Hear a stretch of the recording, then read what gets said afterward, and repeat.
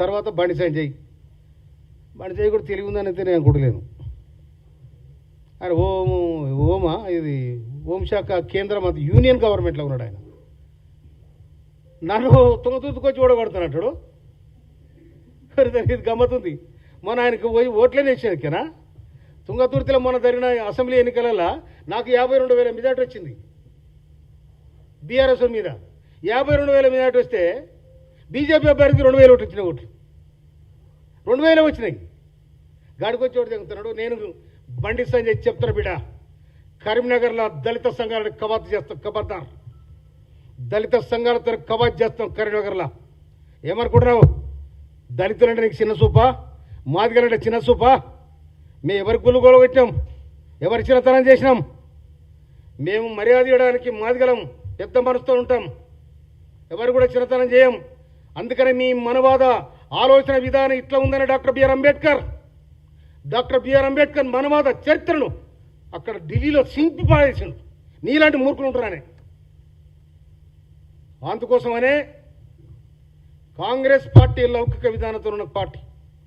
Congress party ఇవాళ మీ దాంట్లో నీ సెంట్రల్ గవర్నమెంట్ ఎస్సీ మంత్రులు ఎవరో ఒకసారి అందరూ పత్రికలకు అడుగురి, ఎవరైనా ఒక్కరు చెప్తారు. ఒక ఎస్సీ మంత్రి ఎవరు చెప్పు. ఎస్సీలు ఎవరు మంత్రులు ఉన్నారో మీ దగ్గర? కానీ Congress party doctor BR Ambedkar, Babu Jagjivan Ram, Meira Kumar ఇలాంటి వాళ్ళను తెరపైకి తీసుకొచ్చి గౌరవించిన పార్టీ కాంగ్రెస్ పార్టీ.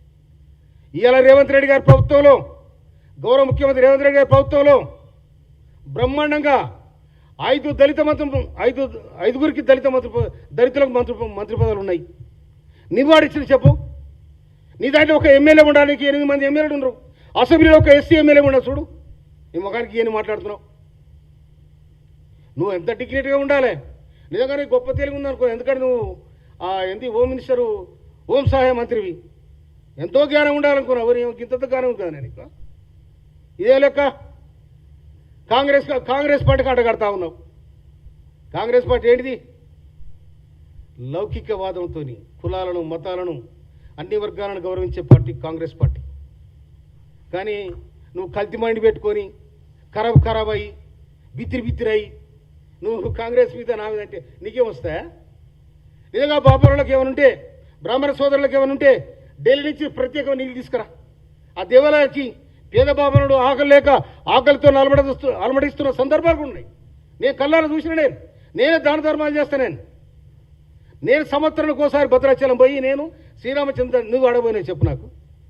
ఆడేది అది ఐదులు పెడితే నీ బియ్యం నాకు, నా బియ్యం నీకు, నీ బియ్యం నాకనని ఇంత అక్కడి నుంచి బియ్యం తీసుకొచ్చి ఇక్కడ ఉన్న బియ్యం కలిపి పంచుకున్నావు. నీకున్న తెలివి కాదు. భద్రాచలం గోదావరి వచ్చినప్పుడు నేను భద్రాచలం పోతా. అది నా ఇష్టం. నేను చర్చికి పోతా, మస్జిద్ పోతా. నిన్న నేను మా ఇఫ్తార్ మీద అయింది నా మోత్కూర్లా. ఒక ముస్లిం సోదరునికి 4 కొడుకులు అయితే 4 డాక్టర్లు, 4 కోడలు డాక్టర్లు. ఆ ఇంటికి పోయి వాళ్ళని సన్మానం చేశాను నేను.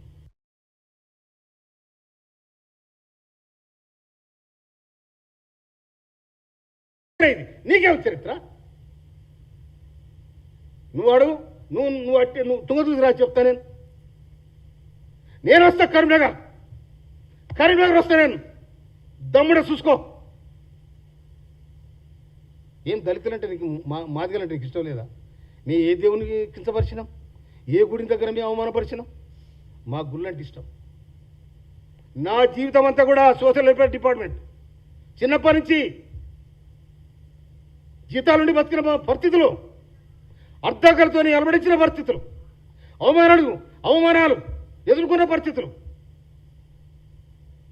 మంచినీళ్ళు కావాలంటే ఎర్రటెండ నడిచిపోతున్నాయి. మంచినీళ్ళు కావాలంటే మాదిగోళ్ళంటే నీళ్ళు పోయారని వేరే కులం పేరు చెప్పుకొని నీళ్ళు అడుక్కు తిన్న రోజులు ఉన్నాయి. అవి అనుభవించిన నేను.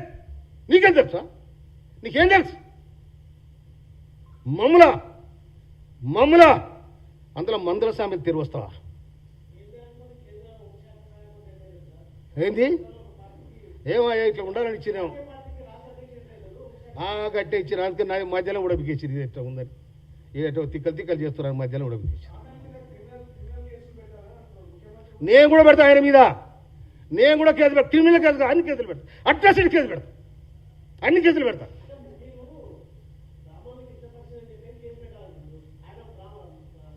నేను ఏ బ్రాహ్మణుని అనలేని చెప్పే ఏ బాబులను కథ వద్దుగా, ఎందుకంటే వాళ్ళకి ఒక అప్పీల్ చేసిన నేను దానికోసం ఉంటుంది.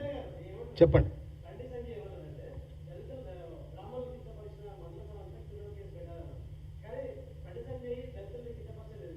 ఇప్పుడు లేని బండిసాయి కూడా ఆ వేదిక మీద ఉన్న వాళ్ళందరూ కూడా సిగ్గులేదా అన్నాడు. మరి దానికి కూడా సమాధానం చెప్పాలిగా. మేమంతా దళితుల్లో కూర్చున్నవాడా అంటే ఒక సమాజానికి సిగ్గులేదట. ఆడ కూర్చున్న ఎమ్మెల్యేలు ఉన్నారు, మంత్రులు ఉన్నారు, అందరు ఉన్నారు.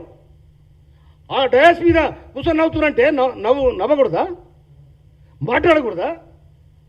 వాళ్ళే సిగ్గులేదంటావు.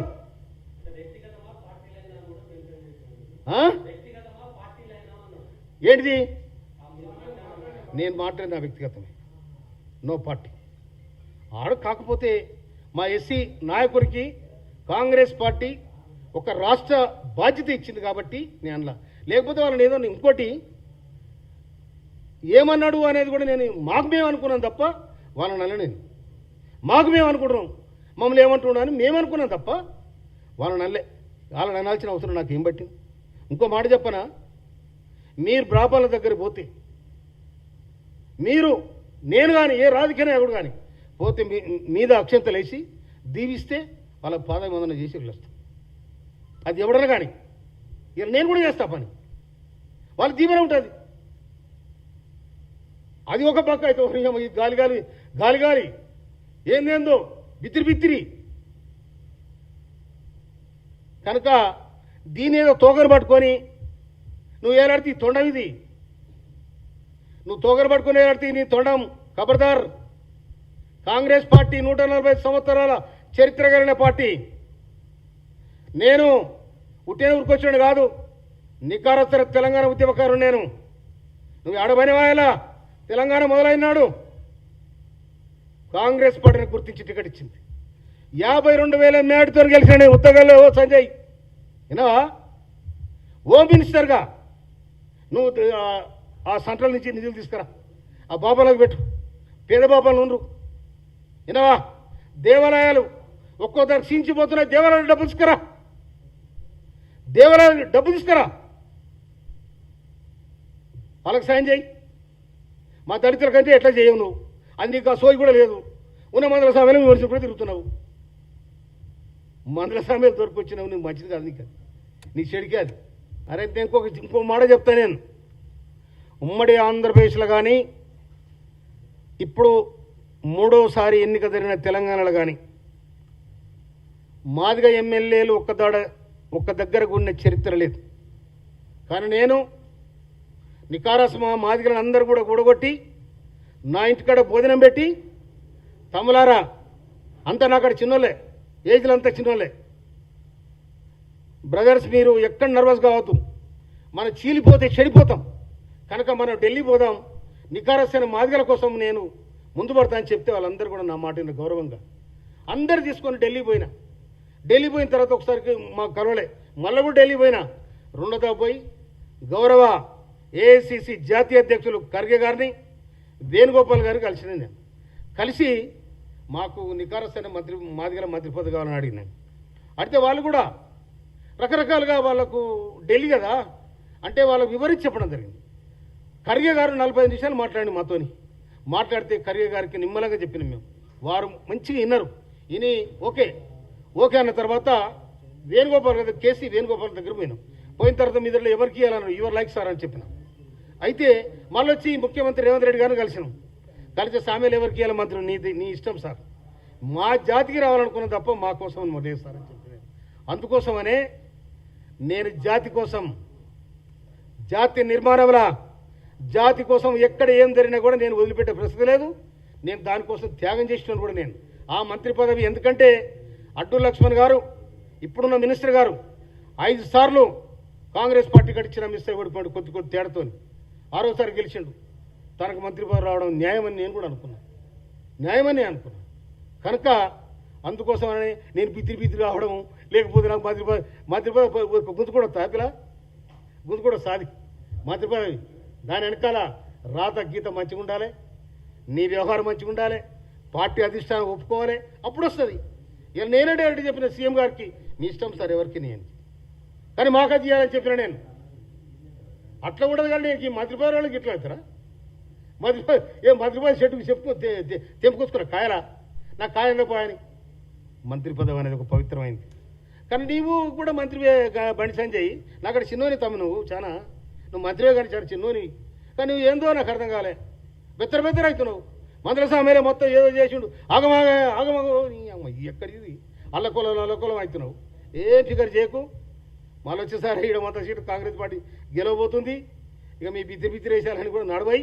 అందుకోసమనే నువ్వు పార్టీలో ఉంటే గౌరవంగా ఉండు, గౌరవంగా నీ మంత్రి పదవితో ప్రజలకు ఏమైనా సాయం చేయి. చాలా మంది పేదలు తెలంగాణలో, వాళ్ళకి సెంట్రల్ గవర్నమెంట్ ఫండ్ తీసుకురా. సెంట్రల్ గవర్నమెంట్లో కూడా ఎస్సీ ఎస్టీలకు ప్రత్యేక నిధులు ఉంటాయి, అవి తీసుకురా, వాళ్ళకి సాయం చేయి, వాళ్ళతో మెప్పుకుందు.